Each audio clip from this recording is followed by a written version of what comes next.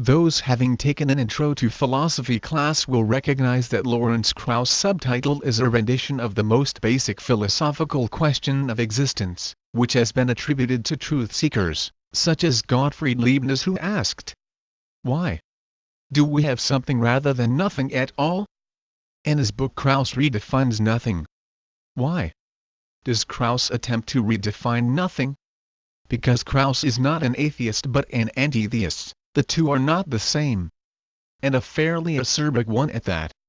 He not only chooses not to believe in God but also doesn't like God.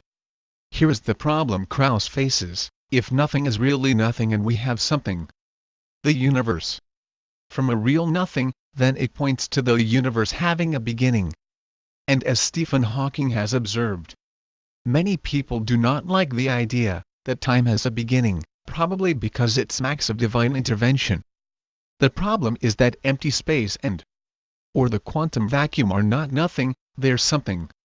So Krauss' book does absolutely nothing to answer Leibniz's question, and leaves his readers no better off than they were before, where the issue of the origin of the universe is concerned. His final proposal is that there may be no fundamental theory at all, but just layer upon layer of laws of physics, which we can probe until we get bored. But this is no explanation of the universe at all. In particular, it is nowhere close to what Krauss promised his reader: an explanation of how the universe arose from nothing, since an endless series of layers of laws of physics is hardly nothing. All the scientific evidence points to the universe exploding out of true nothingness. But people like Krauss hate this truth. So they do their best to spin and redefine the facts to try and placate their worldview. As Dr. Robert Jastrow says, theologians generally are delighted with the proof that the universe had a beginning, but astronomers are curiously upset. It turns out that the scientist behaves the way the rest of us do, when our beliefs are in conflict with the evidence.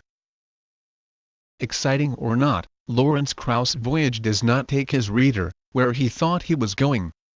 To the centuries-old debate over why any universe exists at all, Lawrence Krauss' book contributes precisely nothing.